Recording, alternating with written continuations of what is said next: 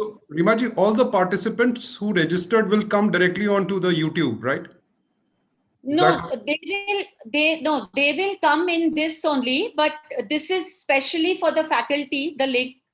This is only for the faculty, correct? This is only for the faculty. So we can see only the faculty people. Mm-hmm. The others are mute and their videos are off. Okay. So we cannot see them, but we will know how many have joined through Jhalak. Okay, sure. Now we can go live.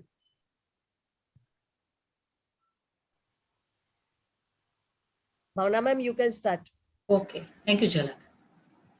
Namaskar and a very good evening to all from myself, Dr. Bhavna Ved, the Indian Dietetic Association Gujarat Chapter Convener. On behalf of IDA Gujarat Chapter, the Wellness, Fitness, Special Interest Group of Indian Dietetic Association and American Pistachio Growers, I welcome you all in this webinar on the theme IDA Townhall on Pistachios, Nutrition in a Nutshell. This webinar is focused on the health benefits of pistachios, a food rich in nutrients. The corona pandemic had paralyzed our activity rhythm at least for a couple of months, but we are happy to be back with this event.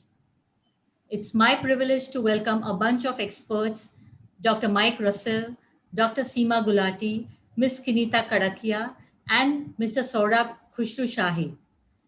I'm deeply honored to welcome Dr. Jagmeet Madan ma'am and Ms. Shaini Sundaran, both the chairpersons of today's webinar.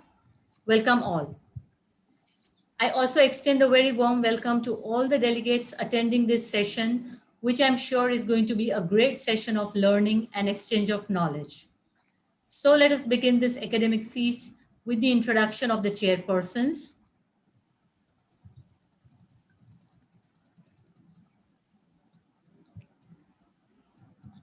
Jhalak, can we have the slide? Jhala, please share the introduction slide. Yes.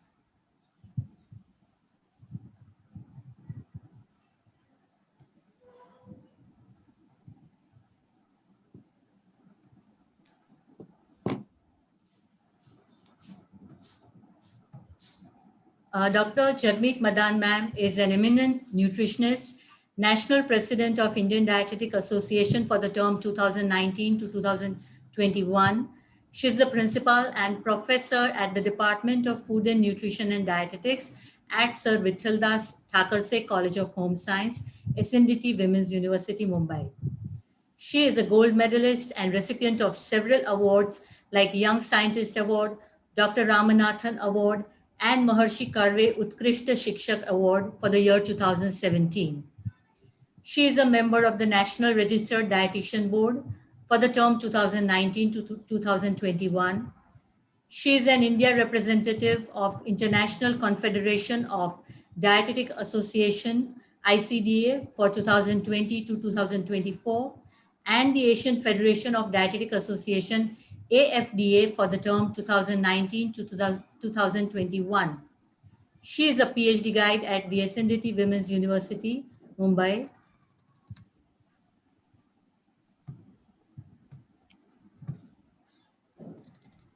She is a reviewer of European Journal of Clinical Nutrition, Frontiers in Public Health Nutrition, Journal of Midlife Health, Indian Menopausal Society, Diabetes and Metabolic Syndrome, Clinical Research. She is a country editor of Asian Journal of Dietetics too. She is an expert FODMAP IBS certification from the Monash University, Melbourne, Australia, and she is a certified master trainer of the Project Hope. She has been on board of several committees such as FSSAI scientific panels on labeling and claims advertisement and panel of nutrition and fortification. Other committees such as Protein Foods and Nutrition Development Association of India, Nutrition Society of India, to name a few. She is a lead principal investigator of various international and national research projects. She was the mission leader of Joint Review Mission of Ministry of HRD Government of India for the evaluation of midday meal program in the state of Maharashtra. She has more than 50 publications in international and national peer-reviewed journals and books. She's a regular columnist in Times of India, Midday, Mumbai Mirror, and Wellbeing. I welcome you, ma'am. Our second chairperson is Ms. Shaini Surendran. She's a consultant sports nutritionist and weight management specialist. She's the first Indian to be certified with graduate diploma in sports nutrition from International Olympic Committee 2008. She is accredited sports dietitian from Sports Dietitians Austria 2006. She has completed FODMAP training with Monash University. She has a certification in nutrigenomics and is a level 2 kinanthropometrist. She holds honorary position in several committees like member of Board of Studies in Women's Christian College and Madras University, Home Science, Chennai. She is a committee member of the Association of Sports Nutritionists and Fitness Sciences and a former member of FSSAI Working Committee on Sports Supplements, to name a few. Her areas of specialization include preventive nutrition, diets for insulin resistance, metabolic syndrome, PCOS, dyslipidemia, diabetes, and hypertension. And her area of specialization also includes sports nutrition. She specializes in customized diet plans for recreational and professional athletes.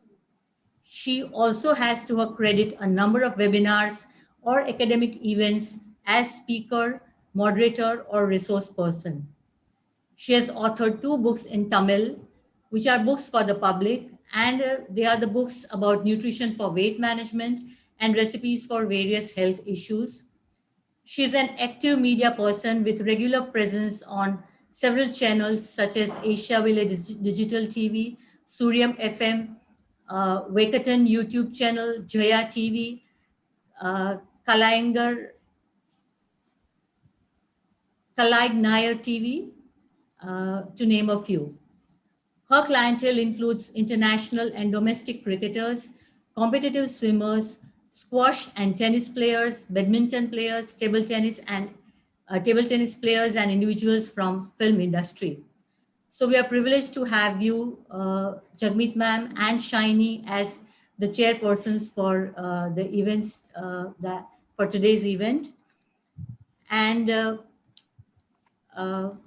before we start, one announcement for all the delegates attending this event. All the delegates will be able to download their certificates from the same link that they have used for logging in for this event, and they'll be able to download the certificate after the completion of this event.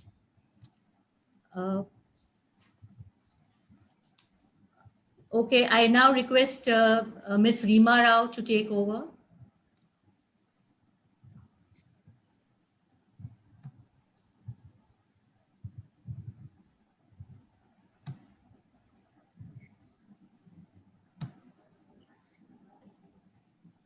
I think we have the opening remarks by Jagmeet ma'am, and then we begin the session. So I request Dr. Jagmeet Madan to say a few words to all of us. Okay. So a very good evening, good morning to each one of you. Greetings from the Indian Dietetic Association. I'm extremely delighted today, and I congratulate the IDA Gujarat chapter to have come together with the American Pistachio Growers team. And I can see all the eminent people from the team here, and a warm welcome to each one of you to be with us this evening. Let me at the outset say that Gujarat chapter is very, very close to my heart. And why I say that, because we had a fantastic IdeaCon 2019. And I have, loads and loads of appreciation to place on record the kind of vibrant, cohesive team this chapter has. And thanks to the team leaders, Dr. Bhavna Vaid, Reema Rao, I think you've been brilliant all throughout. Moving from 2019, this team, along with the National Executive Committee, went ahead. I think IDA proved to convert the adversity into an opportunity. And we created a success story by hosting a virtual international conference that was 2020, IdeaCon 2020, with a footfall of close to 10,000 delegates across the globe. And what was very salient about this virtual international conference was that we could initiate 7 special interest groups. And one of the special interest group was on wellness and fitness. And this was spearheaded by the chairperson of Education, Research and Training, Indian Dietetic Association. I'm so very thankful to Dr. Geeta Dharmati, who leads the SIG, and Ms. Nazneen Hussain, who I don't see here, but she is actually leading the Wellness and Fitness Special Interest Group. So it was a brilliant opportunity for IDEA Gujarat chapter to come together with this special interest group and host such a meaningful session where we deliberate on the science behind the nuts, and especially nuts like pistachio, about which I think people, especially in India, need to know a little more as compared to other nuts. So when we talk of nuts, I think there is a huge scientific literature which has been generated in the recent past, and we vouch for the nutrient density which the nuts bring to a healthy, balanced diet. And as nutritionists, I think we need to deliberate it more deeply. And today we have the scientific detailing of the components as to why we value the nuts for the inherent nutrients which they bring in. And what I'm very heartened to say as my opening remarks is there are a lot of science which has been generated in India on nuts are by stalwarts like Dr. Anup Mishra and his group, Dr. Mohan's group. And I'm humbled to submit that our institutional research group has also recently finished a randomized control trial on almond consumption, which is one of its first trial on adolescents and young adults in India, wherein we don't have very much literature. And I'm very proud to say that we've just published it in Frontiers in Nutrition and Metabolism, June 2021 issue. And it has been presented in the European Society for Diabetes, American Society for Nutrition, and it's going to be presented in the International Confederation of Dietetic Association. So why we are proud of these scientific deliberations is because these kind of randomized controlled trials in an Indian population, in an Indian specific group, give very important leads to the nutrition fraternity to look at nuts in a very different way and use this science for its practical applications. So I think we have all gathered here to hear our eminent experts to share the science and detailing which they have in relation to the nuts like pistachio. And pistachio, I said, is also a unique nut.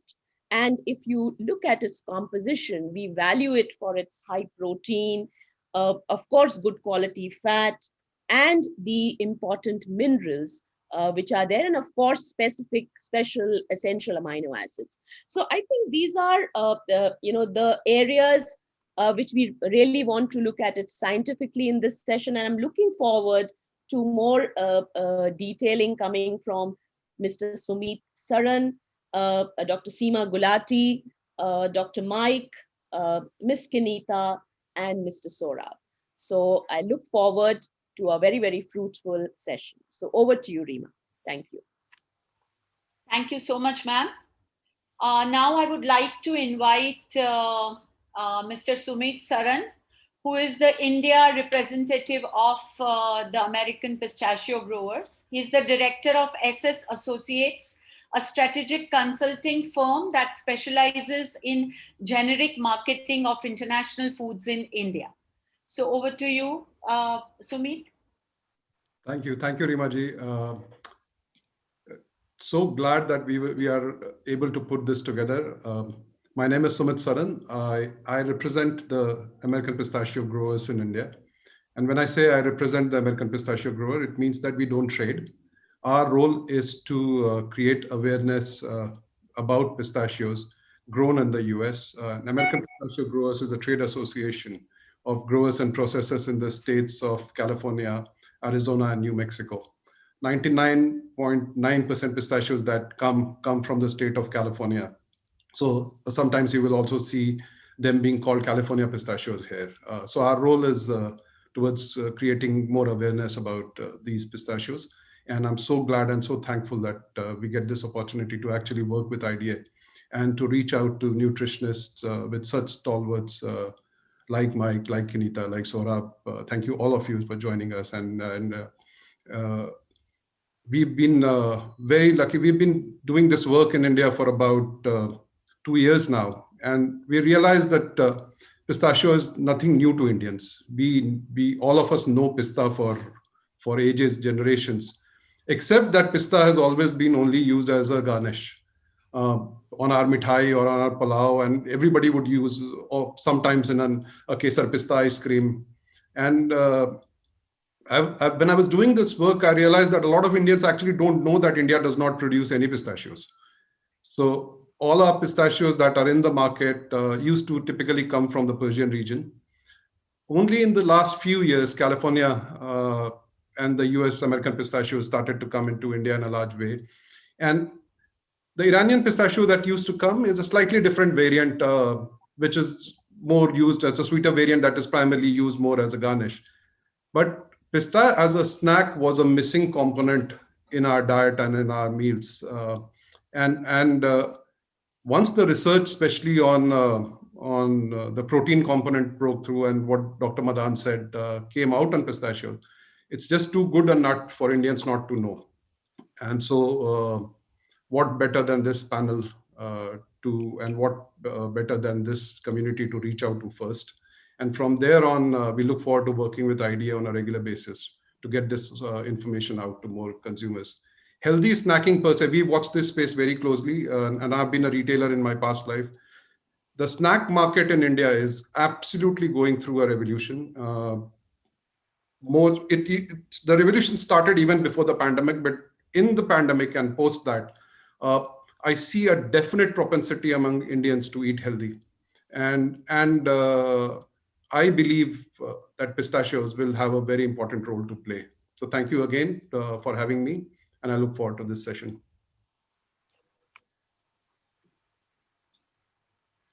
Thank you, Sumit. So we begin the session now, and our first speaker today is Dr. Mike Russell. Dr. Mike Russell is a nutritionist known for transforming complex nutritional concepts into practical nutritional habits, and his clients can use to ensure permanent weight loss and long-lasting health. Dr. Mike holds a degree in biochemistry from Hobart College and a doctorate in nutrition from Pennsylvania State University. His academic background, coupled with a broad range of experience from consulting with pharmaceuticals and food companies, top rated fitness facilities, professional athletes, and individual clients, gives him the unique ability to translate scientific findings into relevant, understandable, and actionable strategies and gets results. Dr. Mike serves on the advisory board of and writes the monthly Ask the Nutrition Know-It-All column for Men's Health magazine. In addition, having published over 300 articles on health and nutrition, Dr. Mike has authored and served as a consulting nutritionist for 9 books about health, nutrition, and weight loss. So welcome, Mike, and we are waiting eagerly to hear from you. Thank you so much, and thank you so much for everyone to have me today on this distinguished panel to talk about American pistachios and their role in health. I really appreciate the opportunity. I'm gonna have a presentation put together, so let me just share my screen here. So today, to kick us off, I'm gonna give an overview on California pistachios and how they are an essential food for health. So first, what we're going to talk about is California pistachios, just kind of the general nutrition and the general nutritional package that comes along with pistachios. And then we'll get into some specific aspects where California American pistachios help improving health, from heart health to blood sugar control, to body weight, to also brain and cognitive function. And then we'll get into some really key and unique nutrients that are found in California pistachios. So while there are these clinical studies have shown impacts generally on these specific aspects of health, I think there are some really key nutrients that we get from these pistachios that's just important to hone in on. They're also relevant to a lot of the things that we're dealing with clients and with people in regards to their health. So from a nutritional standpoint, this unique nutritional package that pistachios bring is a combination of vitamins, minerals, antioxidants, essential fatty acids, proteins, certain amino acids, and also fiber. So it's a very robust package when it comes to its nutrient density and what it's bringing. And all these nutrients come together and support optimal function in a wide variety of systems in our bodies. So we look at the basic nutritional profile of a California pistachio. One serving, which is about 28 grams, contains 49 nuts. Now, this is really unique in itself because you get more nuts per serving than any other nut. And I've always found, my career in nutrition, you're a lot more popular with your clients when you can tell them they can eat more food. And so with American pistachios, you get 49 nuts per serving. So you're telling them they can eat more, but the nutrition is power packed. And as we'll talk about, kind of the more you eat, actually you can have greater impacts on your health, but not negative impacts on weight, which is almost counterintuitive to what many people would think. So one serving is only 160 calories, contains 6 grams of protein, which is as much protein as you get from an egg.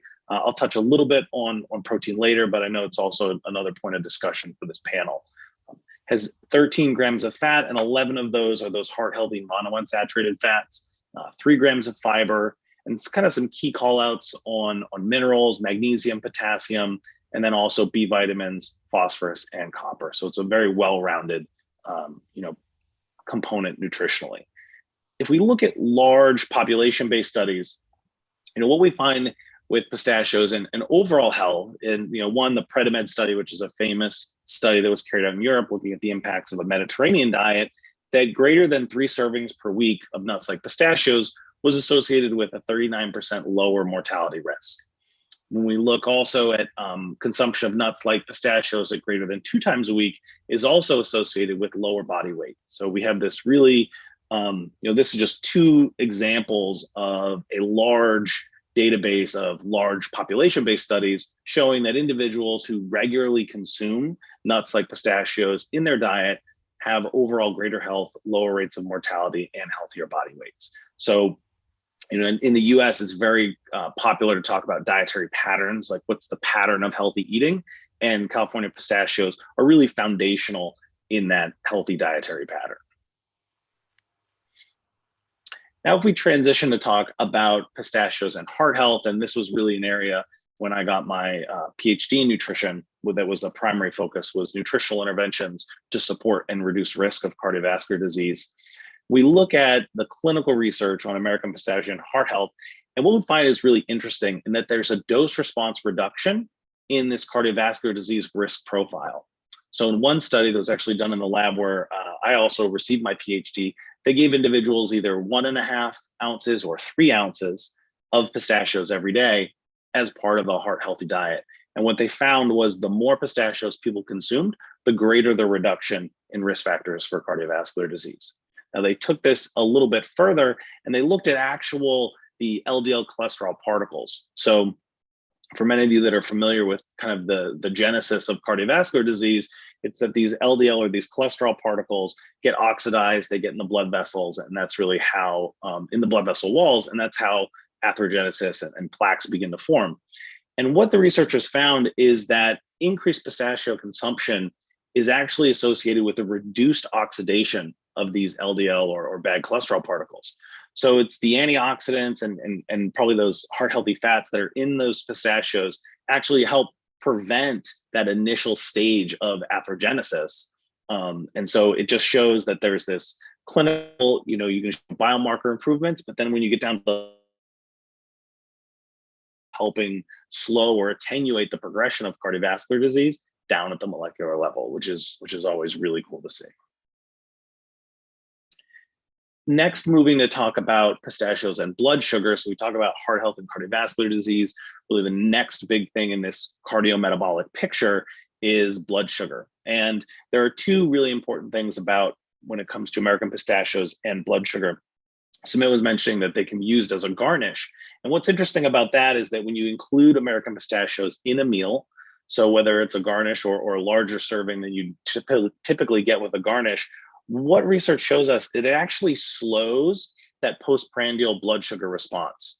So when you can add pistachios to a higher carbohydrate meal, you're going to get a much lower area under the curve from a blood sugar perspective than you would otherwise. And so this is great for people who are looking to control blood sugar because of a condition like diabetes or prediabetes.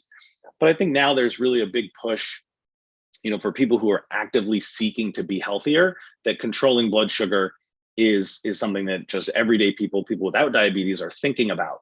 And so adding pistachios as a component in your meal can actually help control blood sugar right after your meal. So that's also really interesting. Now, several years ago, there was a study that was done in China looking at gestational diabetes and women with gestational diabetes, and then that blood sugar response to having to consuming pistachios as a snack. So if they have that impaired ability to use blood sugar, how do pistachios help with that? And what they found was that when these women snacked on pistachios, there was no increase in blood sugar or insulin levels after snacking. So when we're looking in a situation where someone is pregnant, they're having some issues with glucose tolerance, but we still need to, provide the mother, we still need to provide the baby with quality nutrition, quality nutrients, calories, and energy for growth, that pistachios are a great snack because they can provide all that nutrition and those nutrients without causing changes in blood sugar levels, which can be detrimental to people in that situation.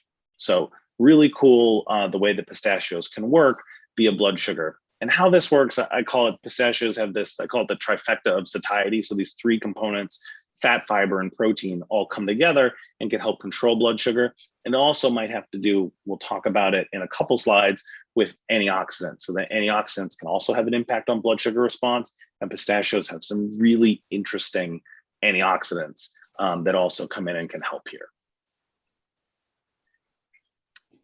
So next, talking about pistachios and body weight, I'd mentioned this before, that while you get to eat more nuts than any other nut at 160 calories or 49 nuts, it's also the lowest calorie nut per serving, so with only 160 calories. And there's also research from several years ago showing that you actually get about 5% less calories from pistachios than we initially thought, due to the fibers and how they're impacting absorption of certain of energy.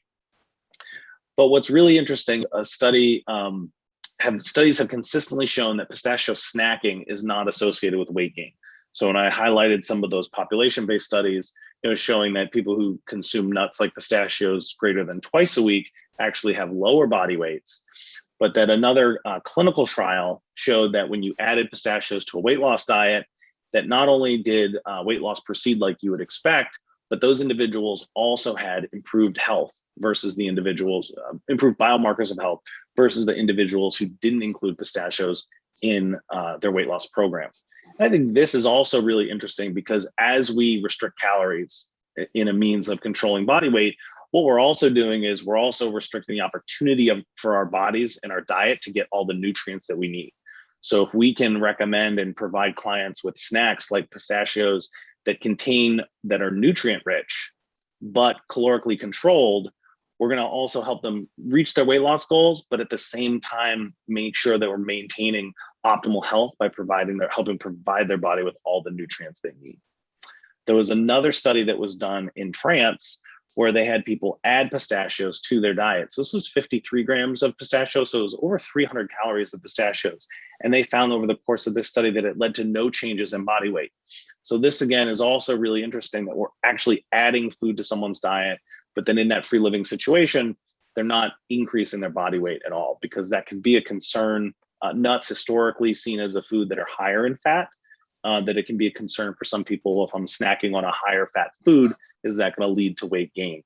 And really all the research that we have with pistachios show that that's not going to be the case.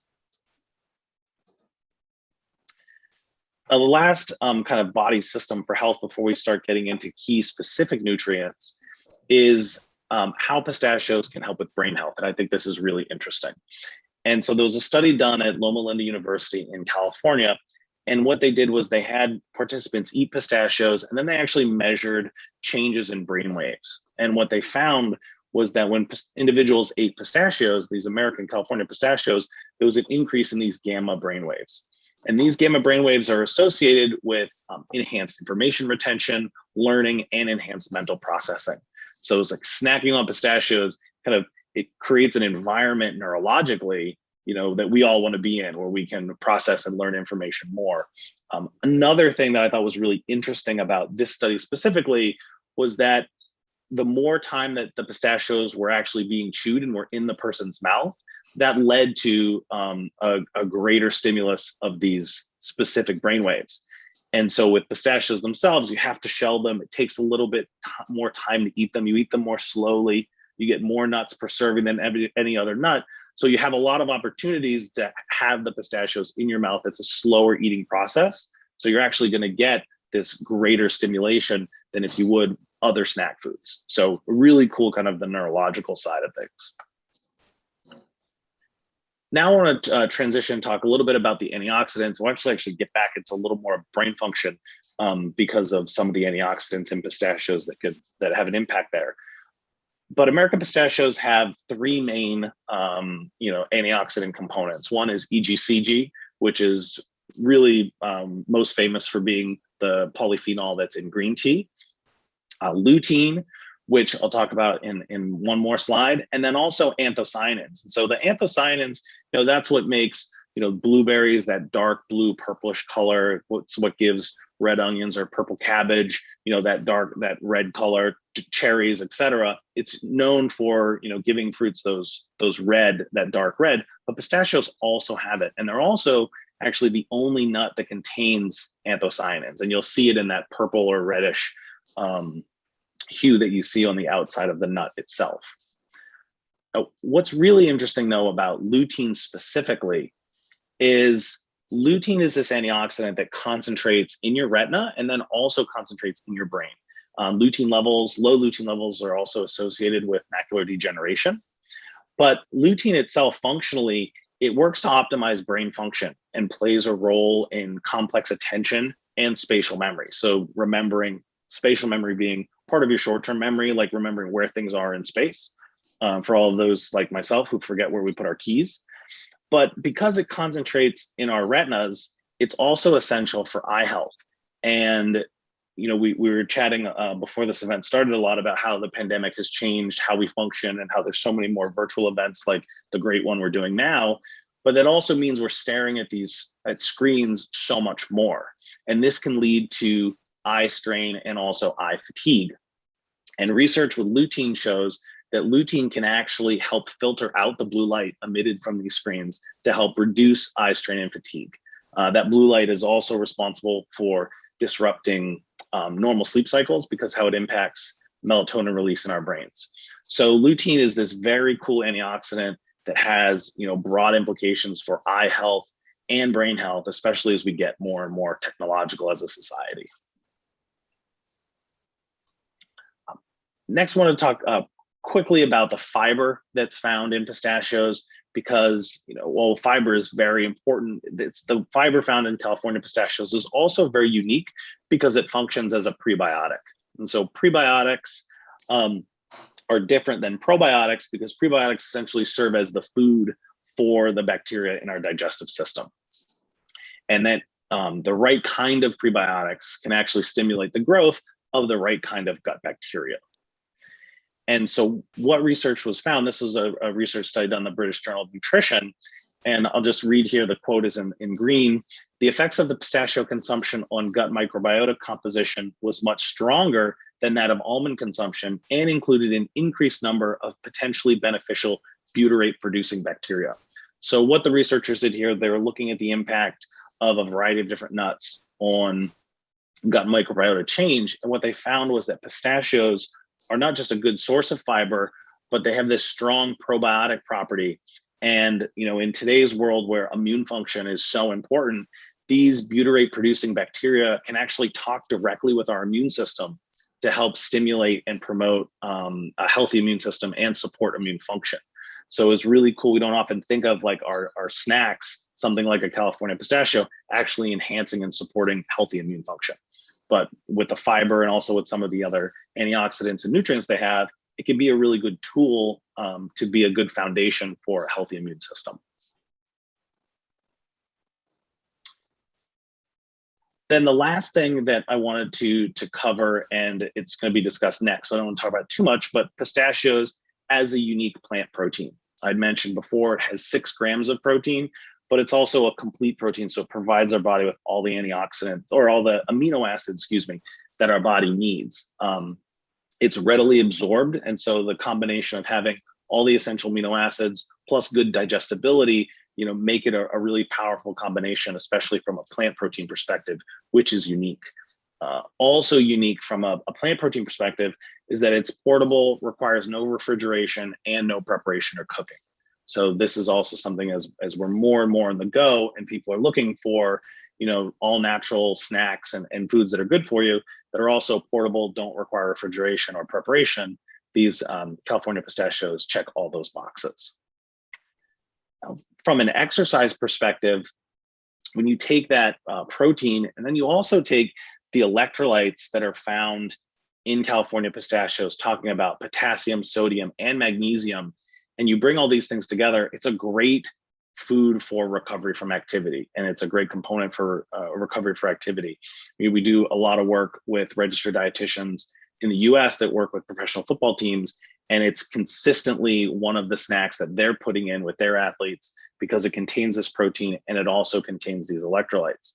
One of the things that I'm always pushing, especially with the younger athletes that I work with, is they don't always need to go for sports drinks to get their electrolytes, that you can actually get even more electrolytes from natural foods like California pistachios. So you hydrate with water, which is important.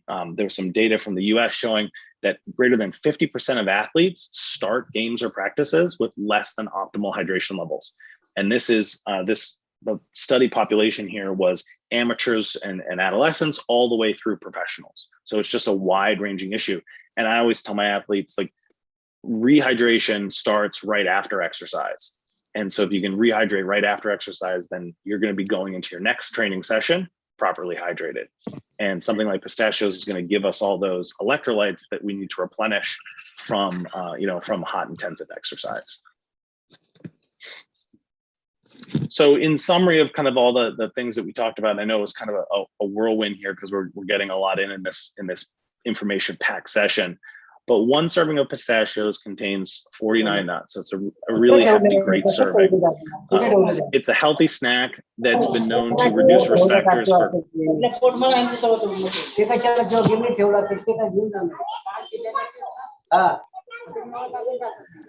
And it helps support healthy blood sugar levels as part of a meal.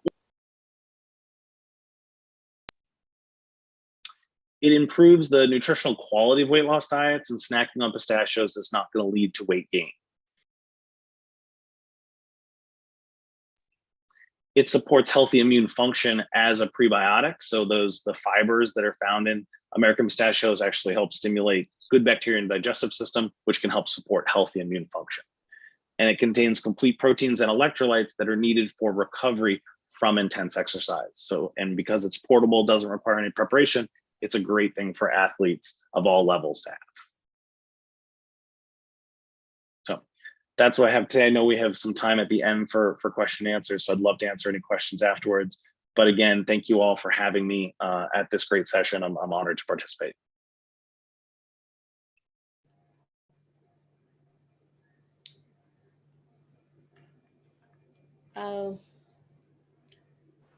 So thank you, Michael, for a wonderful deliberation. Rima, what is the format? Are we having the questions after each speaker? We'll have the questions after all speakers are done with. But Okay. any special comment from the chairpersons? Yeah. Yeah, I do have a question. Yeah, I'll wait for Dr. Jagmeet to. Yeah, So, Michael, I just want to ask you about the last statement which you made about, because somewhere when pistachios are eaten, the salt content in pistachio becomes a concern. If you look at the sodium content of pistachio per se as compared to other nuts, it is relatively on the higher side. But where you made a very valid point, using that to the advantage of an athlete or a sports person. Could you please elaborate on that point a little bit?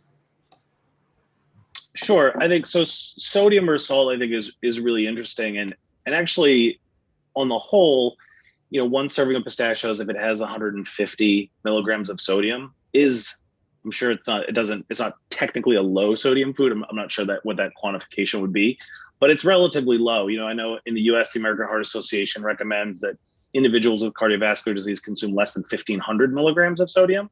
So one serving is, maybe 10% of your total intake. And most people are getting a lot more sodium from processed foods, like overly processed foods. And I think that's, the place to look at first for cutting sodium intake.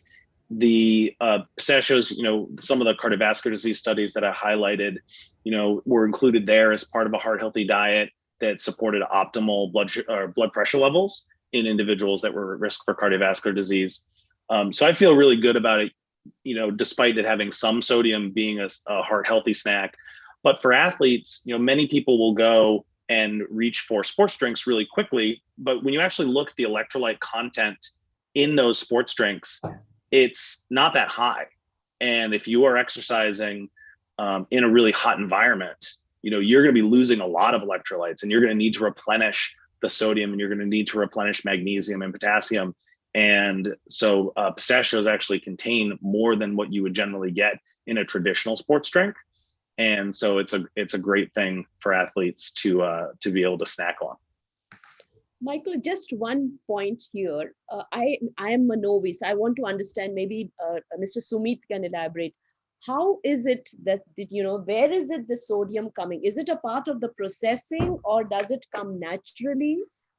This is one question which is there in the mind of most of us, that, if it's a natural nut, then where is it that, the sodium is coming? Does it come naturally, or does it get included while it is being processed? I think this is one piece of information all of us would like to know. Yeah, so there are, and Sumit, you can talk to a little bit more, because I know that pistachio is in India are sold with different flavorings, and but generally in the US, when they're processed, they undergo what's called a brine wash. It's like a saltwater solution wash, which actually puts that solution on the outside of the shell. And so sometimes when you're snacking on them and you have that salty taste, it's actually not from the nut, but just from your fingers touching the shells, which has a little bit of that brine wash on it. But it's provided, it's partly done in the processing because, most plant-based foods innately have little to no sodium in them.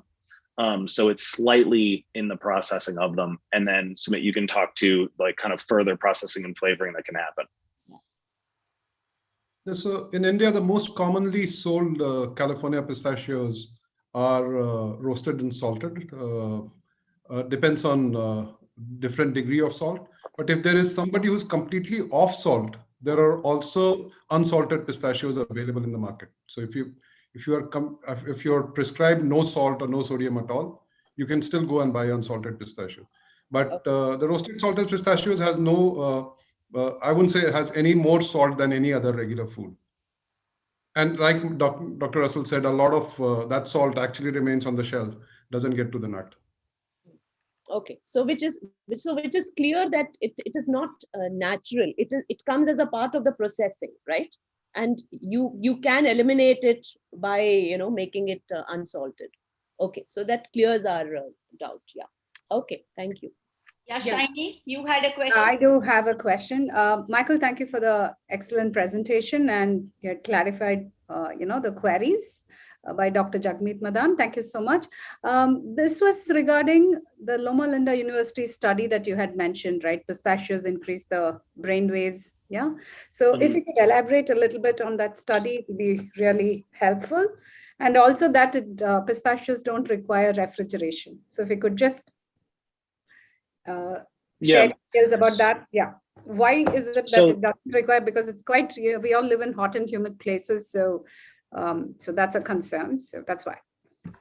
Thank you. So yeah, no, great question. So with the Loma Linda University study, what they did was they tested, it was an acute setting. So they had them in the lab. They had on sensors to measure changes in different brain waves. So alpha, gamma brain waves, et cetera. And then the participants were fed different kinds of nuts. And changes in brain waves were measured from when they started consuming the nuts until shortly after consumption. And the most notable finding with pistachios specifically was with those gamma brain waves, and that also pistachios increase those gamma brain waves more than any of the other nuts that were tested. And then from a refrigeration standpoint, and pistachios, they don't need to be refrigerated. They have Sumit, you could probably correct me on the specific shelf life, but they have a rather long shelf life. I believe it's closing in on a year. At least I know that we keep them in our house for a very long time, and without refrigeration. So it makes them very stable, very portable, irrespective of if it's really hot or really cold outside. So that I find is very beneficial from a snack, because I know here in the US, most of the snack foods that you find, which are shelf stable like that, generally have an ingredient list that requires a PhD to read. Okay. So Mr. Sumit Saran, would you still insist that in India, we needn't store it in the refrigerator? Because Michael lives in the US and he says it can be kept outside. So what are your thoughts, Mr. Saran? Two things. One, we've been using pistachios at home, California pistachios, and we don't refrigerate it. We just keep it outside in a jar. And in Delhi, it survives fine, no issues.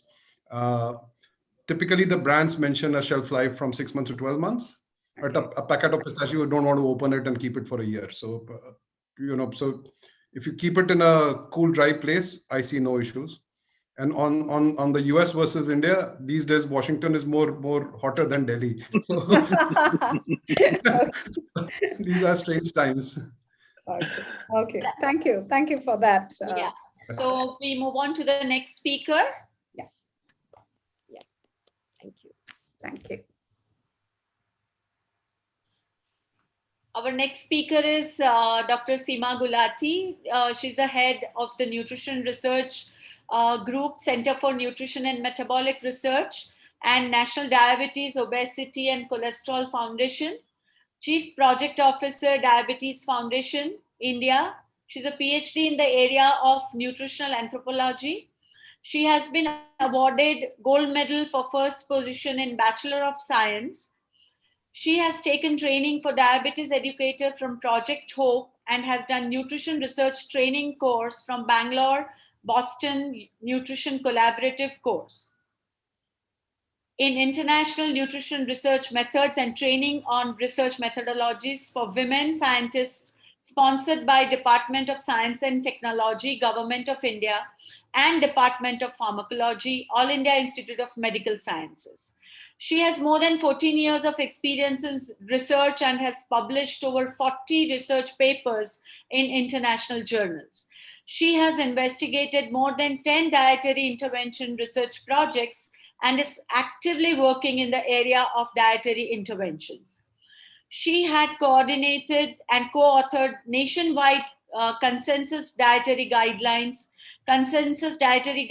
for healthy living and prevention of obesity, the metabolic syndrome, diabetes, and related disorders in Asian Indians, and consensus statement for diagnosis of obesity, abdominal obesity, and the metabolic syndrome for Asian Indians, and recommendations for physical activity, medical, and surgical management. She's in the editorial board of Current Diabetes Reviews and reviewer for Journal of Diabetes. She has published 39 articles in index journals. Welcome, Dr. Seema Gulati. Many thanks, Rao. Just a minute.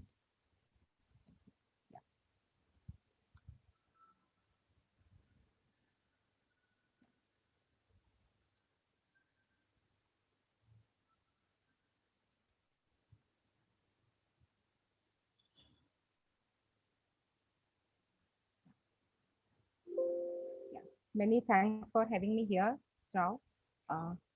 Vaid, and Dr. Madan. So I'll be speaking on role of nuts in metabolic syndrome with special focus on pistachios. So what is metabolic syndrome? Let's start with metabolic syndrome. So metabolic syndrome is basically a clustering of cardiometabolic risk factors. Now, what are those risk factors?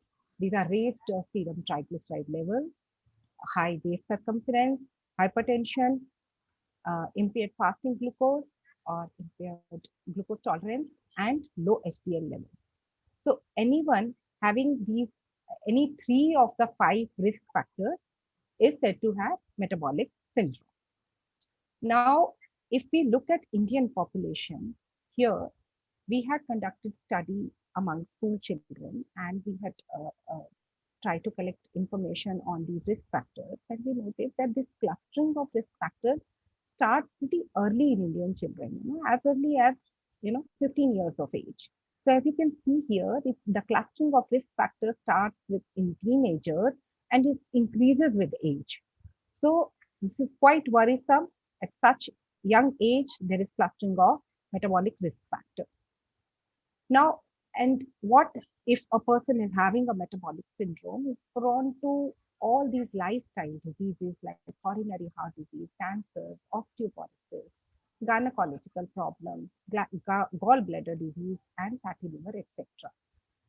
And if we look at metabolic syndrome, people who have metabolic syndrome, they have at least 5 times higher risk of developing diabetes and 3 times higher risk of developing CVD.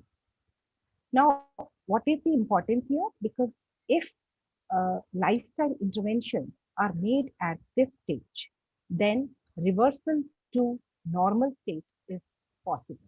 There is complete reversal because it is just 1 step away from diabetes and 2 steps away from cardiovascular disease. So dietary intervention, lifestyle intervention at this point are very, very important.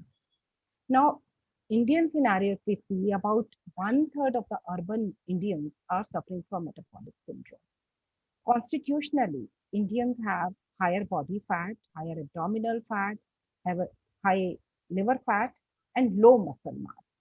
This low muscle mass and high body fat make them prone to insulin resistance.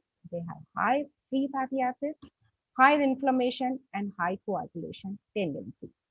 So, and if we look at current Indian diet, I'm not talking about our traditional diet, which is very healthy, but now due to nutritional transition now, we are, consuming more of packaged foods and processed foods. So the current Indian diet is low in fiber and low in monounsaturated fatty acid and N3-PUFAs and high in trans fatty acids. So one thing is, constitutionally, we are more prone to insulin resistance. And second thing is, diet also, we are taking faulty diet. So obviously, constitutionally, we can't do much, but when it comes to diet, we can definitely, uh, opt for healthier options. So there is a need to identify food items that are healthy. So if we talk about nuts, so nuts are a highly nutritious food item that contain many vitamins, minerals, antioxidants, and healthy monounsaturated and polyunsaturated fatty acids. As Mike has already mentioned, a lot of epidemiological studies have demonstrated the beneficial effects of consumption of pistachios on cardiovascular risk factors. We have nurses studies which show that women who are consuming nuts more frequently have lower risk of developing diabetes. Now, there are clinical studies which have evaluated the effect of specific nuts like almond, walnuts, and pistachios on lipid and weight status. Now, this is from Predimed study, which was a cross-sectional data on, say, about 7,000 individuals. So it showed inverse association of nut consumption with obesity, hypertension, and metabolic syndrome. People who were consuming, say, more than 3 servings per week had lower chances of being obese, hypertensive, or suffering from metabolic syndrome.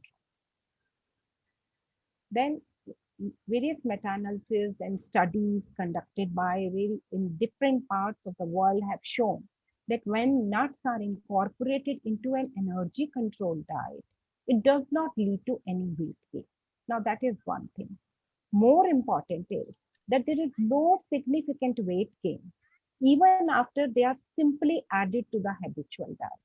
Now this is certainly important because they are high calorie, and the usual belief is that they may lead to weight gain. We will discuss that in the next slide. Now, this is again from Predimed study, where it was shown that people who are consuming nuts along with the Mediterranean diet, they had lowest incidence of metabolic syndrome as compared to the controlled diet, or as compared to people who are taking virgin olive oil along with the Mediterranean diet. Now, what are the components and how nuts are associated with the metabolic syndrome and its components? So we know that nuts are rich in potassium, antioxidant, MUFAs and PUFAs, magnesium and fiber. All these nutrients in synergistic way act on inflammation, oxidative stress, endothelial function, insulin resistance, and insulin secretion, as a result of which it has beneficial effect on, say, hypertension or dyslipidemia and abdominal obesity. Now, this slide shows that how the synergistic action between unsaturated fatty acid and bioactive compounds from pistachio on microRNAs, which result in the modulation in different stages of insulin signaling pathway. So anti-inflammatory properties of nuts, they positively modulate insulin signaling pathway, activation of insulin receptors, and better uptake of glucose. Now, if we compare pistachios with the other nuts, we can see they are lightest of all the nuts. 1 ounce of nuts here, pistachio contain 49 nuts. That is, one pistachio is about 0.5 to 0.6 grams against walnuts, which have only 14 halves are there in 1 ounce. So they are lightest of all the nuts, and it has already been discussed in the previous talk. I mean, they are rich sources of phytosterol, alpha tocopherol, B6, thiamine, beta carotene, and richest source of lutein and zeaxanthin, which are good for eye health and brain health, as mentioned earlier. Now, here, if we see dry roasted pistachio, about 24% is MUFA and only 18% is carbohydrate. This makes them excellent snack for diabetics. But still, there are lots of myths about pistachios, that they increase cholesterol and they cause weight gain. Now, but the facts are that pistachios, like any plant product, do not have any cholesterol. And they are a high source of phytosterol. They are high in fiber, good moisture content, and they are low in carbohydrate and high in fat. They have slower consumption time because when you're eating pistachio, you have to deshell them. And there's a visual cue. You can see, how many pistachios you have eaten. So they have higher satiety value because they are high in protein and dietary fiber. And they improve lipid profile by reducing LDL oxidation and increasing HDL. And is the only nut which contains significant amount of lutein and zeaxanthin. Now, if we take this study by Gabouer, he had shown that he had used two dosage of pistachio, 1.5 ounce and 3 ounce. And he showed a dose response, those who were consuming higher dose of pistachio, they showed higher decrease in total cholesterol level, LDL C level, and triglyceride level. Now, this is another study by Alonso. It was conducted in Spain on pre-diabetic subjects. Here, it was shown that people who were consuming pistachios, they showed significant decrease in fasting blood glucose, insulin resistance, fibrinogen level, decrease in glucose uptake, and expression of inflammatory and insulin resistant genes. And there was also increase in GLP-1 levels. Coming to another study, this was conducted in Iran, and this was again a randomized crossover trial where pistachios were given for 12 weeks, and it was shown that pistachio intake led to significant decrease in fasting blood glucose and glycosylated hemoglobin levels. Now, this was a very interesting study where the effect was seen on postprandial glucose levels because Indians, we are consuming very high carbohydrate diet, and we often come across people who have normal fasting glucose but high postprandial glucose levels and as a result high glycosylated hemoglobin levels. So here it was shown, that people who were consuming white bread, their blood glucose levels were higher when they were followed up for 120 minutes at all time points against people who were taking different doses of pistachios like 28 grams, 56 grams, and 84 grams. Similarly, when pistachios were added to, say, white bread or rice or pasta, the glycemic response was much lower. So now this was a Chinese study, which the previous speaker also mentioned here, like women with GDM were given pistachio, and there was significant decrease in postprandial blood glucose levels and GLP levels. Now, we had also planned a study which was published in 2014. The study was case control study for the evaluation of beneficial effects of pistachio nut intake on cardiovascular risk factors in Asian Indians with the metabolic syndrome. Now, the main objective of our study was to see the effect of pistachio nut on cardiovascular risk factors in patients with the metabolic syndrome. We also wanted to see whether there is any effect on weight loss, whether pistachio intake leads to reversal to normality of the risk factor, or there is decrease in cholesterol or LDL levels, and also if there is improvement in antioxidant status or oxidative stress. So this was a randomized control parallel arm study where subjects were followed up for 6 months. It was preceded by a running period of 2 weeks. Now, this study was published in Nutrition in 2014, and we had studied about subcutaneous fat, intra-abdominal fat, glycosylated hemoglobin, and we did studied oxidative stress and free fatty acids, etc. To share a couple of study results of the study. Just to the next slide. We did not see any significant drop in body weight. When in people who were taking pistachio, there was no significant drop in body weight, but there was a significant drop in waist circumference. This was very important.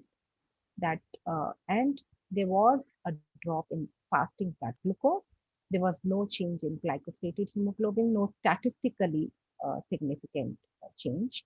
And then adiponectin levels also increased. There was drop in LDL-C levels and total cholesterol level.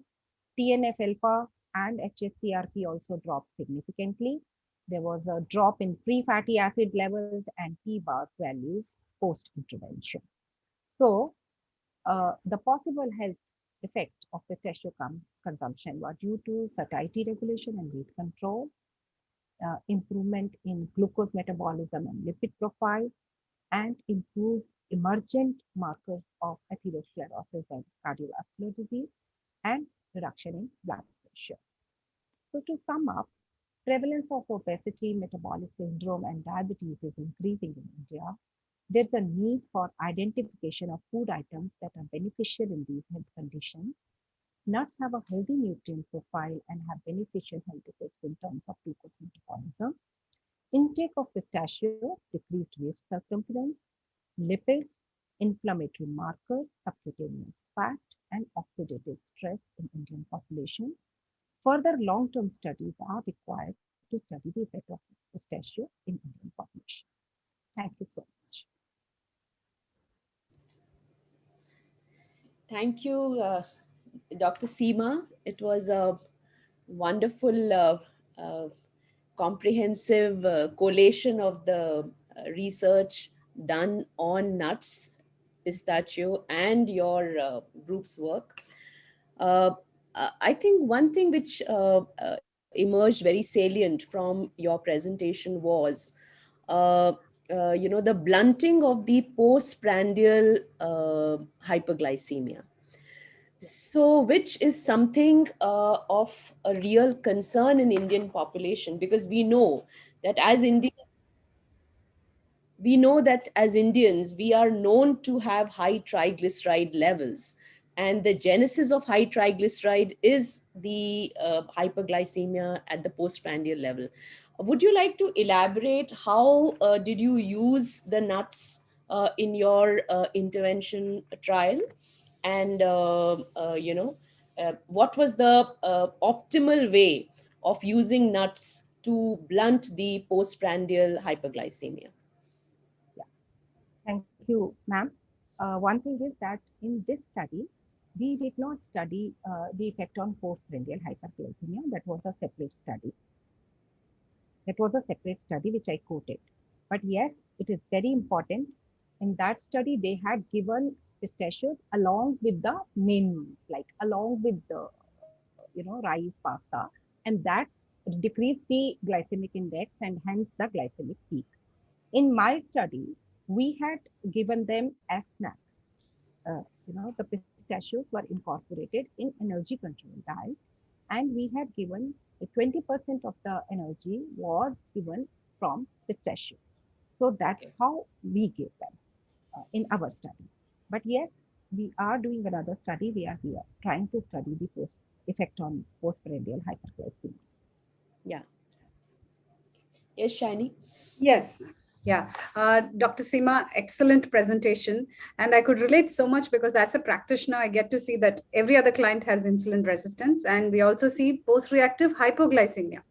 And I think using pistachios would be quite effective because of the known benefits. So what I would want to also understand is in your study, how much did you give? What was the dosage? May I just know the quantity that was given on a daily basis? Yes. And also the number, the sample size. And what is your practical recommendation when it comes to meeting patients? Do they bring up the cost factor into it? Because at the end of the day, when you're sitting across the table in counseling, this is one question that is always asked by clients. So I'm just trying to see the practicality. Kindly share your feedback, please, your experience. Thank you so much. One thing is, as we were discussing earlier, we had used unsalted pistachios in our study. That is one thing. And then we had used 20% of the energy. Suppose a person requires 1200 kilocalories. So 20% was replaced with pistachio. That makes it 240 calories or about 80 nuts per person. So we try to spread it throughout the day. in the breakfast, they could have pistachio with milk. So they replace their carbs, and in the evening. So it is very important what is our comparator, because usually people are consuming, bhujiyas and mattis and biscuits. If you are replacing with pistachio, definitely you'll see the beneficial effect. Regarding cost, nowadays, if you see, I always tell them, people are giving 20 rupees to their children, go and get a packet of, you know, chips or something. So 20 rupees, many children, you would say, lower middle class also, is spending that much. So I always tell them weigh pros and cons. If this is your health investment. These are like multivitamin which Mother Nature has given us. So you are investing in your health, and you cut down your expenditure on chips and all those toys or something, and invest. Definitely, cost is a concern in Indian scenario, but then when you have a dialogue with them, and when you tell them how they can cut from other sources and invest, so they are pretty convinced. And what we noticed that once they develop the taste of nuts, then they want to continue. There is a legacy effect. They don't want to give up, and then they get back to us. I would in fact want to suggest to Mr. Saran this, that there should be availability of unsalted pistachios in Indian market, because a lot of my patients are coming back to us and they're saying these are not available, because that's a perfectly healthy snack. If you compare with other nuts, they are lightest of all, just 0.5 grams per pistachio. So it's a very healthy snack, but provided it is unsalted, then it will make it even more healthy. Totally agree with what you shared. Absolutely right. Unsalted pistachios, and how Indians really need a high protein diet. And this is a great snack. Excellent. Thank you so much for the presentation. Really, really informative. Thank you, Dr. Seema Gulati. Thank you, Shiny and ma'am. So we move on to the next speaker. Our next speaker is Ms. Kinita Kadakia. She is the founder of Meal Pyramid, a Mumbai-based fitness and nutrition consultancy. She's an award-winning sports nutritionist who works with leading sports teams, organizations, and schools. Her clients include numerous international and national athletes, celebrities, models, and prominent industrialists. She has an MSc in dietetics with research in sports nutrition, along with certification from the Oxford College, London, Sports Dietetics Association, Australia, and International Sports Science Association, USA. Besides being a practicing sports nutritionist, she is also an author, a lecturer at ACSM, columnist, and a mother. Welcome, Kinita. Thank you. Thank you. I would just like to start by saying that I think that was a fabulous presentation by Dr. Gulati, and I don't have any presentation to put up, and I think even Mike has done a great job just compiling everything. But I think my intention here of being is to just bring a lot of concepts together where the practical execution of pistachios come into play. And first and foremost, if we look at just few of the highlights and takeaways from what Mike and what Dr. Gulati had to say was, the cost factor, which Dr. Seema was speaking about. And I personally feel that it's all about habit, it's all about nature, it's all about understanding what is nutritious and what is not. Now, when we invest in the highly exotically priced Mamro Badam, we do not even think twice when we want to buy that extremely expensive almonds, but we would think twice before buying pistachio. So I guess if we get our priorities right as to why we are investing in certain kind of nuts and what is the benefit that we are going to try and get out of it.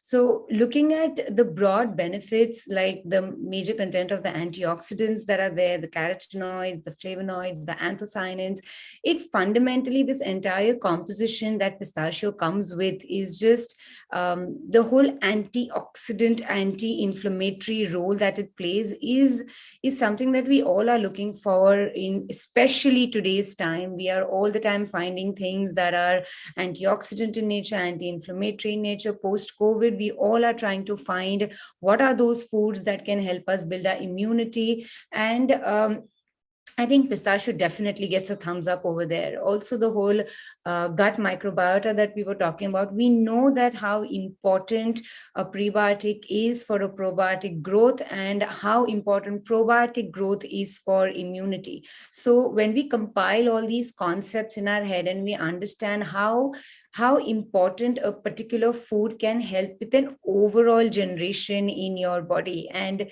looking at these many studies, and we are looking at that it helps with cardiac health, it helps with our sugar levels. It all comes down to the composition of that particular nut. So clearly, the nut is low in glycemic index. It's high on amino acids. Specifically, pistachio, I think, is quite high on L-arginine, and which helps with the vasodilation of the blood vessels and hence improving the circulation. And I think that's where it's getting these lot of studies that are getting done with the cardiac health. I'm sure Mike will be able to tap on few of them more. But yeah, that is one thing that I think pistachio is doing very well with is the glucose monitoring and the cardiac health. And that entire myth of it being high in cholesterol is just a process of education that needs to be given.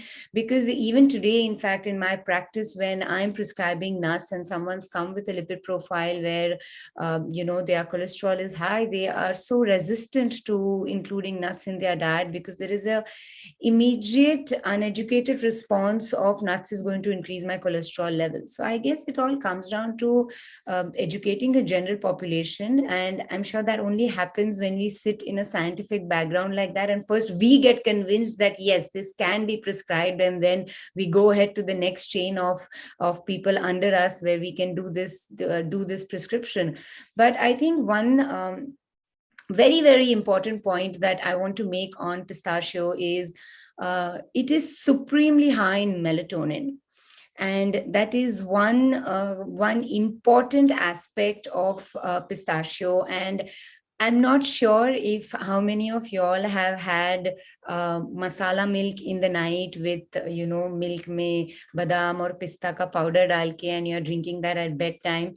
And I think that's all coming down to a particular concept where the melatonin content of pistachio is approximately between 600 and 660 nanograms. And that almost comes to around 1.5 to 2 milligrams of melatonin in a serving of pistachio. And that's amazing content of melatonin. So, when this generation of snacking that we talk about, the Netflix generation of the last 2 years, where we all are sitting in the night, and although we are completely full, we don't want to eat anything, but we want to munch something. And then whatever we want to munch needs to be a little salty, needs to be a little crunchy. So when we sit with these box of pistachios that are grown in America, which have this good protein content, it has this good anti-inflammatory, antioxidants, but at the same time a good amount of melatonin at that time in the day, I think that's just magic, because that kind of melatonin content can really, really help with a lot of athletes, a lot of people who are into training, and can give a good rest and recovery at the end of the day. Because many times that is one aid that we are looking at when we are looking at this whole recovery concept in athletes. And two very important concepts is recovery, and other is protein. And while we are talking about protein, yes, protein is very, very important. Fundamentally, if we can try and give a certain amount of protein from the food, it's best. It's eventually when we are not able to meet the protein is when we are looking at supplements. And today, we are in a very informed world. We try to gather our information before getting on to supplementations. And I think this whole 6 grams of protein that we get from a good 45, 49 kernels of pistachio for a vegan, that is an amazing composition. I think getting a 6 gram of a complete protein amino acid profile, which has a good protein digestibility score of almost, I think, 80 or 81% to kc, which I think is brilliant, because, you know, you're looking at an amazing protein content. There is a huge demand for vegan proteins. We are looking at so many sources that we want to add in the diet, where we can complete a vegan individual's requirement for protein. And I think pistachios definitely gets a thumbs up, because other than that, when we look at vegan proteins, we are looking at a lot of food combinations. We don't land up getting that one food source. There is obviously tofu. There is obviously, trying to get it from, say, like a dal and a rice combination, where we complete the protein profile. But where tofu or where soy is concerned, there is a little bit of clinical apprehensions for people with any kind of thyroid issues. So I think pistachios over here can really take it up a notch with a lot of athletes, can take it up a notch with, that quick 6 gram vegan protein snack that we are looking at. While I do understand clinically it gets important to check on the sodium content, but when I'm working with athletes, I think especially when you're on the go, you are in places where you do not have that kind of access, sometimes to get your meal immediately into you. You're depending a lot on supplementations, because that is like that quick recovery that you need. But this can be a great snack, giving a complete profile of good fats, of protein, the right amount of amino acids, making it extremely handy. I think it's very clear that we don't need to refrigerate the pistachios at least up to 6 months. I think they are safe just staying outside, whether in Washington or in Bombay. And that just makes the whole concept of prescription in practical situations so much more convenient, because you really, when you sit across the table with an athlete and you have to tell them, I think you need to get onto a protein shake, because as a vegan, I'm really finding it very challenging to complete your protein profile.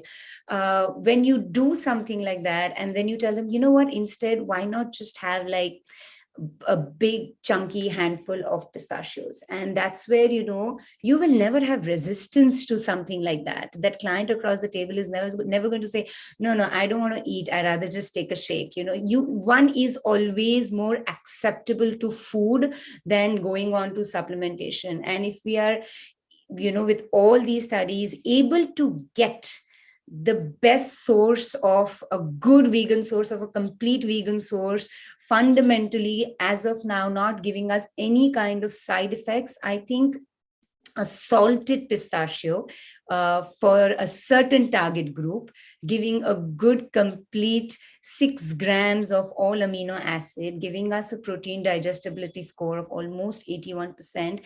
I think we are winning here, where pistachios that are grown in America are going. So from its anti-inflammatory properties, which also help with a lot of skin health, a lot of gut health, the butyrate content that we are getting out of it, the L-arginine that we have, works like a ideal perfect snack, whether we are snacking at night at 12 o'clock while Netflixing, or whether we are taking it in the middle of the day, or whether we are just taking it mindlessly. And I feel that when you keep something like this handy, I'm a mother, I have a 6.5-year-old, and I know how challenging it can get.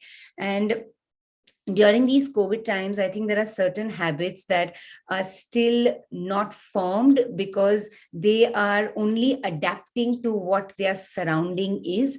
So when their surrounding is such where they are more accessible to fruits, more accessible to nuts, more accessible to yogurt, where they're reaching out to these kind of foods in a practical scenario. This is just all about education. They are not going going out and having salted banana chips, or they are not really reaching out to any sodas. They are just getting their hands on these healthier snacks. And kids love to snack. They could be eating a big meal, but even 1 hour after that, they just want to sit and they just want to munch.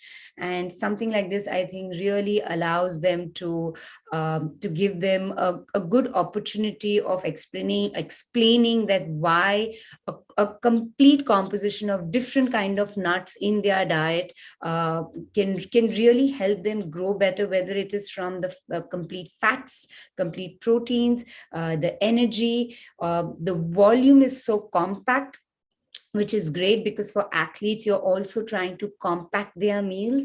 I'm sure Shiny would understand the struggles that we have when you have an athlete who has a massive metabolic rate of 2.5, 3.5 kilocalories per day. And then to meet their nutritional demand in a day, it can get rather challenging. But when you can say, for instance, take 2 servings, around 60 grams of pistachio, and create a compact snack out of it, which could be anything. It could be from a pistachio avocado ice cream to a pistachio snack to a biscotti, to giving them around 12 to 15 grams with a complete protein profile, carbohydrates, a good fat composition. I think we are getting a great snack for all of us to start prescribing in the routine from here on.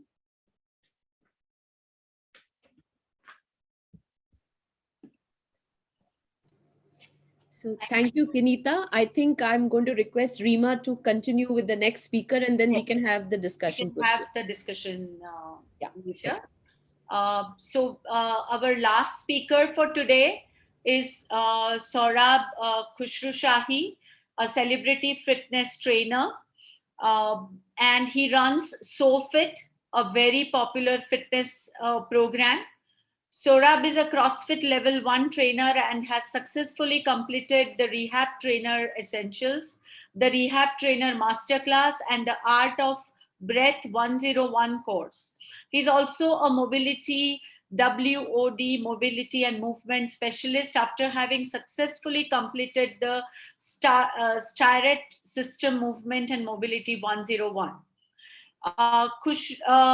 Khushrushahi believes 15 minutes of exercise a day, 6 days a week is better than 1 hour on one day and nothing for 4 days after. It's more than the time spent in a gym, which is at the most 6 hours a week. The other 160 hours are way more important. You have to eat right, sleep well, be happy, all add up to make you what you want to be. So very delighted to have you here, Saurabh. Welcome. Thank you, Rima. Thank you, everybody. It's a pleasure to be here. I actually am honored. I mean, I'm around some really dignified and some really qualified people. My background, though, is slightly different. I come from a legal background. I was a lawyer for 15 years before I kind of decided to pursue my passion in life. And my passion was something that was fitness from the age of 9. I played sports semi-professionally and played for the state at the under 16, under 19 levels. I figured if I couldn't make it in cricket and make it in sport, maybe I kind of train people and make sure they make it. For me, it was, like you said, a lot of things around fitness have to be fun. Okay, I come from a different school of thought. I've spent the last 25 years of my life. So I've told you exactly how old I am. I started at the age of 12. I spent the last 25 years of my life training and just enjoying it. I've never trained for a body. I've never trained to look a certain way. I think the vanity aspect is important for a lot of people. But for me, training's been about life. It's a lifestyle. And that's what I've tried to kind of make sure everyone starts doing. For me, food, nutrition, training, sleeping, everything's a lifestyle. You choose your own lifestyle. And you can't constantly blame other people for your lifestyle and the lifestyle choices that you make as an individual. And that's what I wanted to kind of change. I thought when I kind of lived abroad for a few years working as a lawyer, fitness was just a part of life. Right? Everyone just did it. There was no question mark around it. It wasn't like, oh my God, I have to take out time for it. It was just a thing that you did every single day, like brushing your teeth or eating your food. It was normal. When I came back to India, fitness was a luxury. Not everyone did it, and they sometimes didn't have the time. Right? The standard excuse you get with a lot of people in life is, I just don't have the time to train. I have the time to spend 2 hours on Netflix in the night, I promise you that, but I don't have the time to spend 20 minutes on myself. And somewhere that needed to change. Somewhere I just felt that was just something that was holding people back, because for people, fitness was all about, if I can't spend an hour and a half in the gym, I'm not going, I'm not training anymore. And that was very different from what it was abroad. I was a lawyer working 20-hour days and Monday to Sunday. So there were days where if I got 15 minutes, I was lucky to go train, but I would train even if it was 15 minutes because movement's important. For me, it's all about moving. Whether you want to dance, you want to go to a gym, you want to play a sport, that's on you, but you've got to move. The body is designed to move. The body is not designed to sit in front of a computer all day.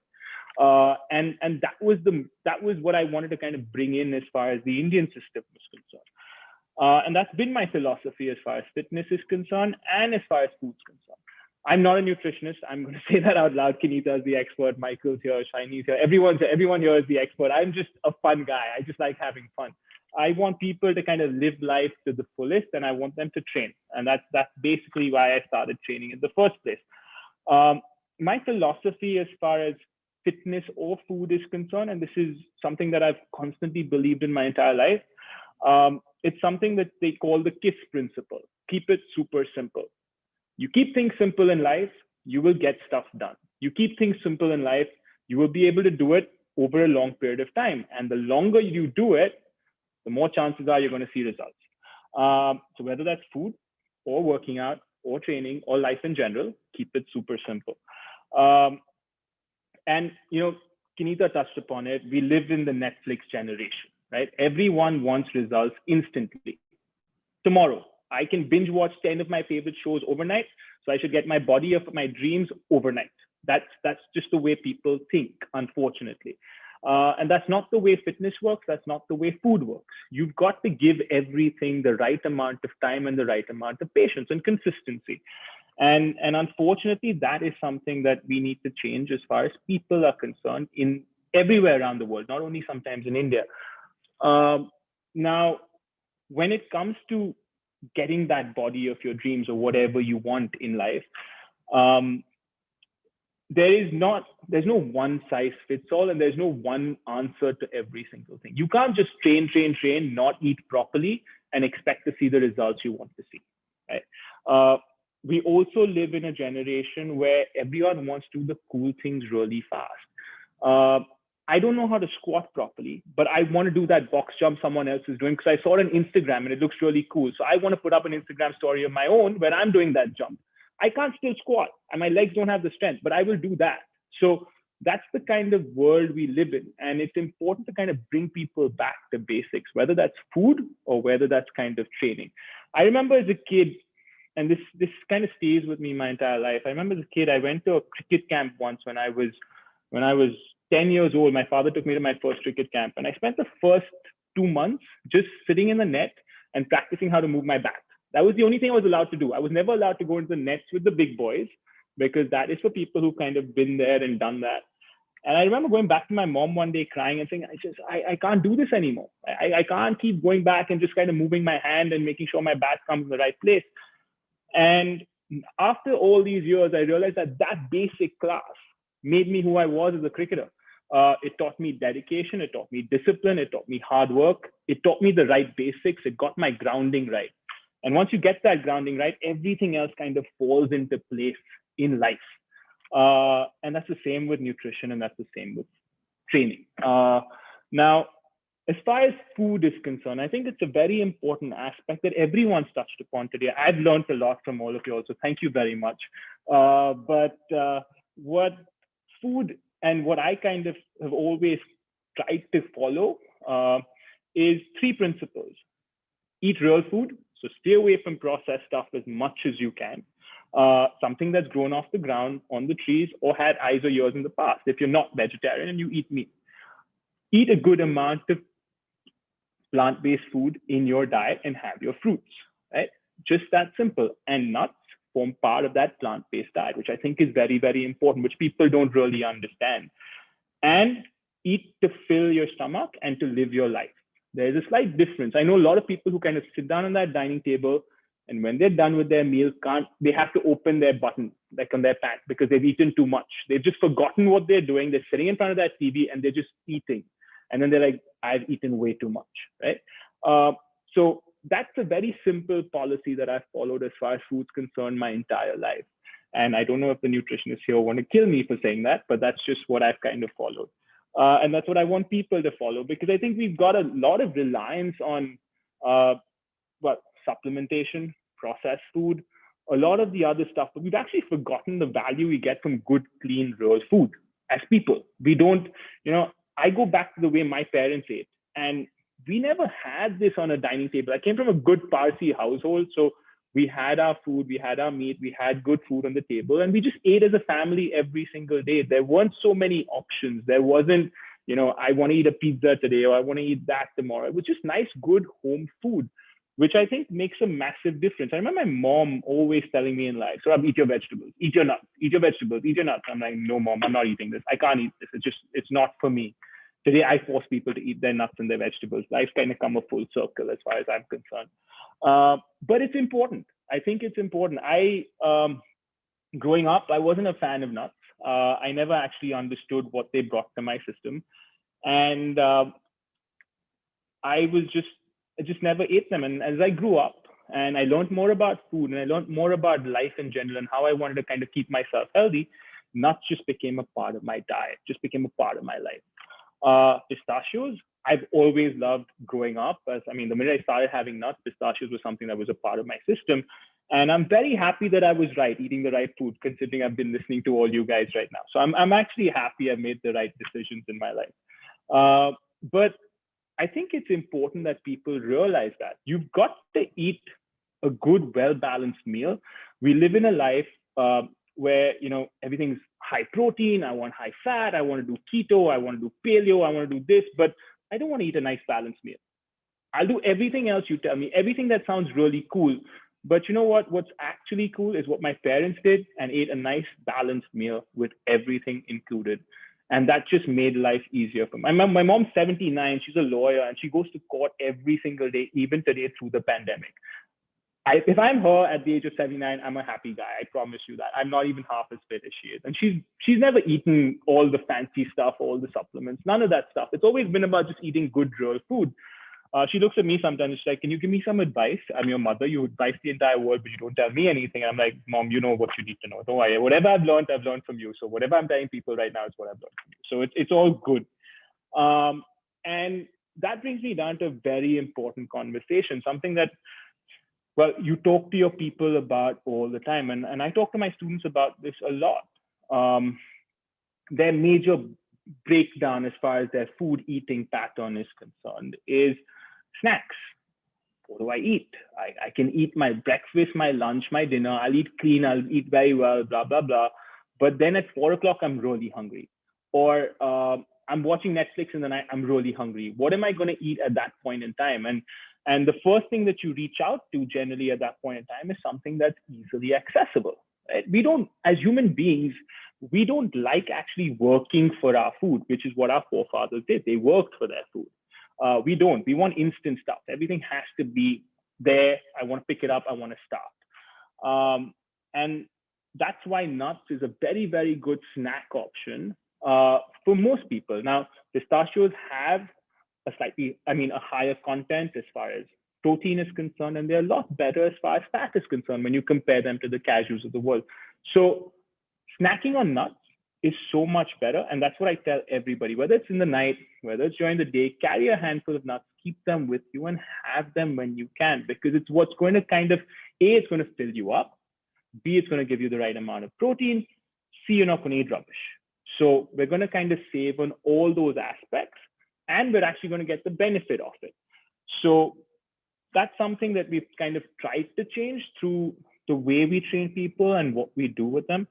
But it's still an ongoing process. I think even the nutritionists here will agree with me. It's difficult to change people's mindset when it comes to food, because the good stuff is all the rubbish of the world, and the actual good food is, nah, I don't want to eat this. This is too boring for me. I can't eat this, but I'll eat, I want my pizzas and my sandwiches, and I want all that stuff. But this, nah, it's not fun. So that concept of fun kind of needs to change. And like a lot of things in life, if you actually want to make that change in your head and in life, you've got to make it long term. It's got to be something you can carry on for maybe the rest of your life. And if you can't do it, then there's no point starting it now, right? There's no point having this crazy diet or this crazy workout plan, which you will do for a month and then stop for the next 6 months. It's counterproductive at the end of the day. Yes, it shows you results in the short term, but I'm more a long-term kind of guy. I want to see long-term results. I want to see your health improve over a period of time, not over 2 weeks. So whenever someone comes to me and they're like, I want to lose weight in the next 1 week, I'm like, you've come to the wrong person. You've really come to the wrong person, because that's not what I want to do. I want to change the way you live your life. I want to change the way you associate yourself with exercise and the way you associate yourself with food. And as long as we're kind of prepared to go through that process, you'll be successful in life. I'm very happy Kanita touched upon melatonin. I didn't know that. So maybe in the night, I'm going to pop a few pistachios. I generally have them during the day. Maybe that's why I feel sleepy in the evening. But I will pop them in the night so I can kind of get a nice, good sleep. And it is something I'm actually going to suggest to people who stay up late in the night and want to watch Netflix. I've never been able to kind of stay up very late unless I'm working. I'm not a Netflix person. I don't sit all night and watch Netflix, but it's interesting to find out about the melatonin concept. And I think it's something that I definitely want to share with people, because a lot of people today struggle with their sleep. Okay. In terms of exercise, and this is what people don't understand. As people, we want to beat ourselves up to death when we exercise because we believe exercise will show us the results. Exercise never shows you the results. Exercise is you adding more stress to your body. It's the recovery that shows you the results. And people need to change that mindset. I know a lot of guys and some of my closest friends who feel like, dude, I've not worked out for more than 1 hour today. I need to work out. I'm not feeling like that. So I've not done anything. I'm like, that's not going to show you your results. What you eat, how much you sleep, what your stress levels are, will show you the results that you want to see. So make sure you get in your sleep, make sure you eat well, and make sure you have as many pistachios as you possibly can, but nuts in general. So for me, I think it's very important that you balance not only workout, but nutrition as well.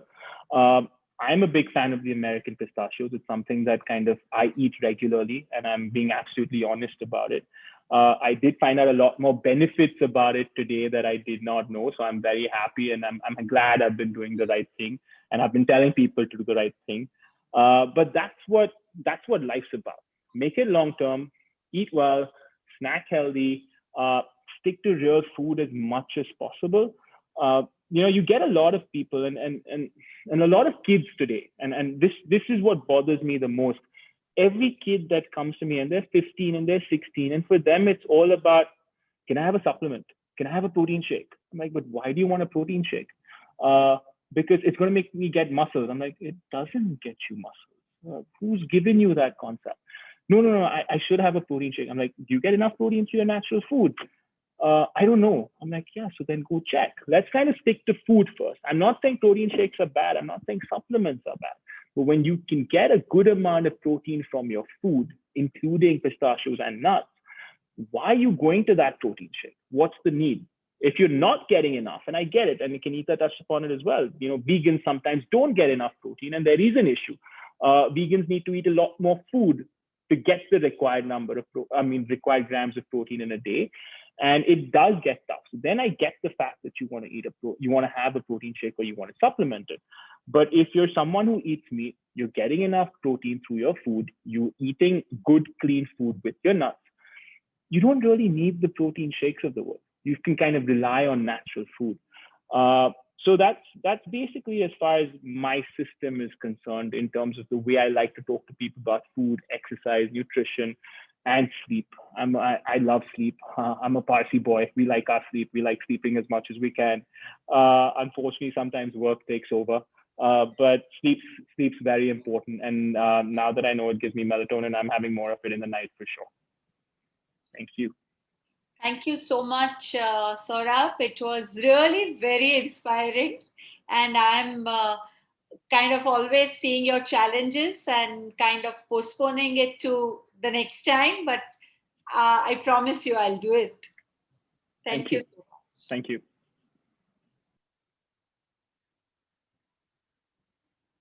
Ma'am, you're muted. Ma'am. Yeah. So Kinita and Saurabh, it is so inspiring to see the young generation talking about good nutrition, good lifestyle, good sleeping pattern, eating healthy. Let me tell you that India is a young country and 60% of Indian population are young adults. But I also want to make a statement that this young population, for them, that looks can be very deceptive. Okay. And, when we have screened close to 1,300 adolescents and young adults in just Mumbai city, you will be astonished that more than 30% were pre-diabetics. They were carrying inflammatory environment within their bodies. So when we did their inflammatory markers, the markers were high.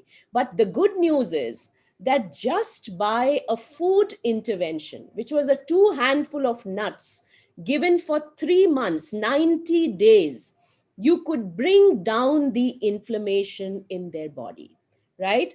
So what the point which we are driving here is that today nuts have a place for snacking for sure, because this young adult population believes in snacking. They don't believe in meals. Okay, their whole diet. In fact, we've done studies where we have seen 60% of their total intake is only snacks.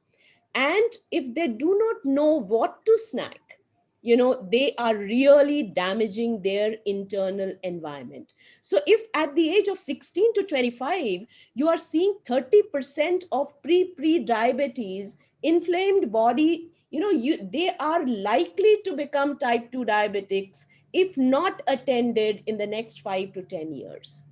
So what I'm trying to say again is that looks can be very deceptive. Indians are known to be thin, low BMI, but yet carrying a lot of body fat. So I think nuts do a fantastic job in terms of improving your body composition. And that's one thing which, we as nutritionists must give that message to especially the young adults, that for them food is not a priority, but food has to become a priority, because just by altering the quality of your food, you can really do wonders to your internal metabolic health environment. So thank you so much for bringing all this from your real lifetime experience.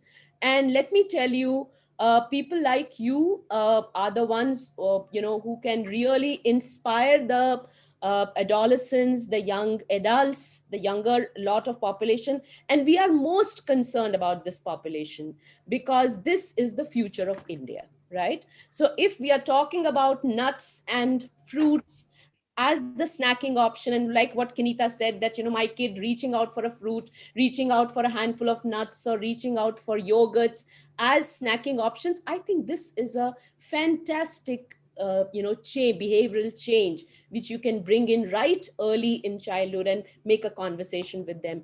So I think these are brilliant thoughts which have come out of this conversation, and I will request Shiny to add her comments. Yeah. Thank you, Jagmeet ma'am. See, I can so relate to what Kinita as well as Saurabh mentioned, because I'm not a researcher, but I'm more into handling clients on a day-to-day basis. This is what I've done for the past 22 years. And real life handling clients day in and day out, and the challenges and the mindset, the kind of blocks that they have, I think that's the biggest challenge. So what I really liked with Kinita's presentation was you brought out all the challenges that we face when we handle athletes, okay, and the lack of protein in their diets, especially because Indian diets are so predominantly carbohydrate based. And also the L-arginine, the vasodilation aspect of it, the melatonin, what you brought up, and also the antioxidants, anti-inflammatory properties of nuts. I think that was really good. I think those are the biggest takeaways from your presentation and very practical tips. It was really, really impressive. And Saurabh, thanks so much for sharing what you've been doing with your clients, because both of you have shared real life experiences, and your concept of 15 minutes of exercise 6 days a week is much better than 1 hour of exercise once a week and then doing nothing for the rest of the week, right? Because during the pandemic, when we have seen all our clients, I think it's more about sustainability, having a fantastic relationship with food, and then trying to understand how to incorporate more plant-based food, real food. And I think you didn't mention about calorie counting, but then you were talking about the real life aspects and how best we can influence our clients to teach the basics so that we do this as a way of life, just like how we wake up, brush our teeth, take our shower, eat our food. So I think that was really, really interesting from your session. Thanks so much. Fantastic takeaways. I'm sure our audience have benefited a lot with all the speakers today. And Rima, over to you. Yeah, such a fantastic lineup of speakers. Such a pleasure to be here as a chairperson with Jagmeet ma'am. I think it's such an honor and privilege. Bhavna ma'am and Rima, amazing. Thank you. Thank you so much, Shiny. We have only 3 questions here, and I think they have been answered during the session. So I think we will move on to vote of thanks.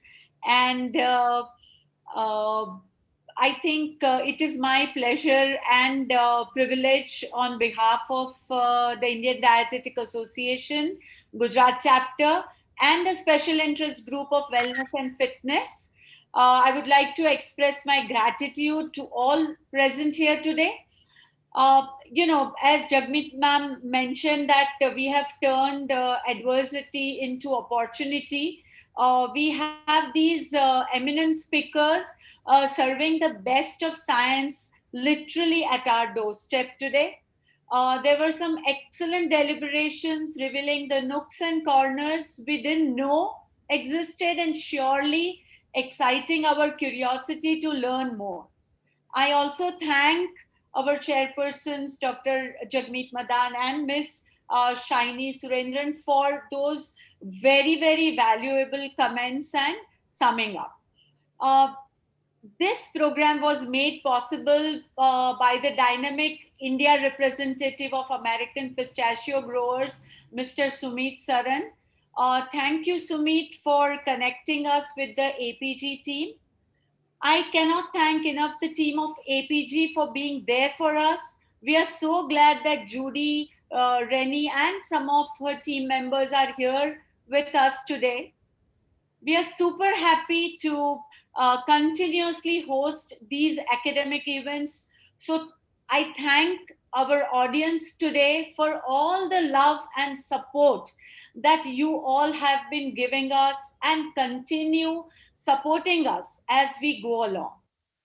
I cannot forget to thank my SIG team of Wellness and Fitness for constantly cheering me and my team for organizing this event. Dr. Geeta Dharmati, Miss Nazneen Hussain, who I am really missing today as she's not able to join. Miss Sheila Krishnaswamy, who has also sent her apologies, but I know they have been cheering me up and sending me messages. Shiny Surendran, Nilanjana Singh, and Shilpi. I'm thankful to our event person, Ms. Jhalak, and her Orange Rose team for a flawless session. This webinar wouldn't have been possible without the initiative and zeal of the organizing team of IDA Gujarat chapter for working towards the success of this event and promoting it on all our social media platforms. Thank you all so much once again and have a good night. Thank you so much. Thank you once again, Rima, for the opportunity. Thank you. It was a lovely Thank you, ma'am, and thank you everybody, all the speakers, Sumit, Judy, Rennie, and everyone. I think it was a pleasure to meet you all.